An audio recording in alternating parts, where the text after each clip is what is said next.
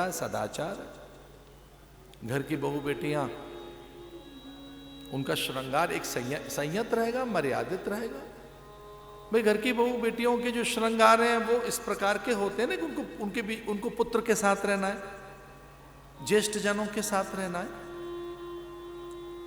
उन्हें माता पिता के बीच रहना है, भगनियों के बीच रहना है, ज्येष्ठा वृद्धाओं के संग रहना है, अतिथि अभ्यागत को आना है, घर में संत सत्पुरुष आएंगे, महापुरुषों का आगमन होगा, वो अपनों के बीच में जाएंगी तो उनके श्रृंगार में आक्रामकता, उत्तेजना, व्यग्रता और एक और बात,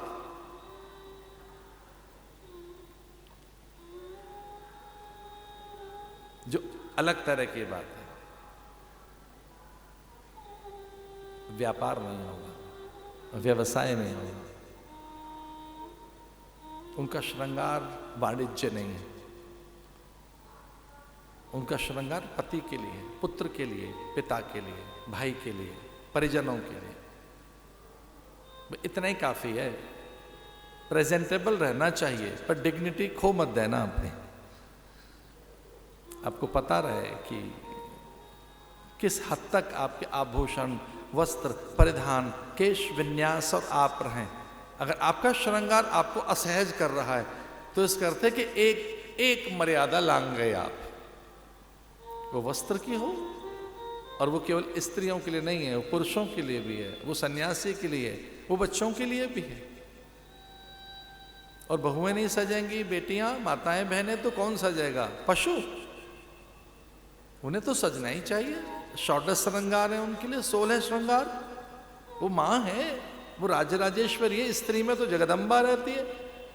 तो वो श्रृंगार का अर्थ ये नहीं है कि वो अतिरेक है, वो उसकी प्रकृति है सजना, लेकिन वो वाणिज्य नहीं है, वो उद्यमता नहीं है, वो एक उसका व्यवसाय नहीं है।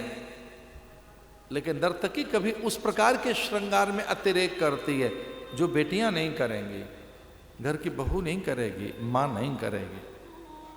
हो सकता है उसके हाथ से मसाले की गंध आ रही हो और श्रृंगार के बाद उसका माथा पसीने से भर गया हो, क्योंकि पुत्र के लिए औषधि बना रही है, पिता के लिए, रोगी के लिए, अपनों के लिए। वो चूल्हे के आसपास है, आंच के पास बैठी है, ताप के पास बैठी है।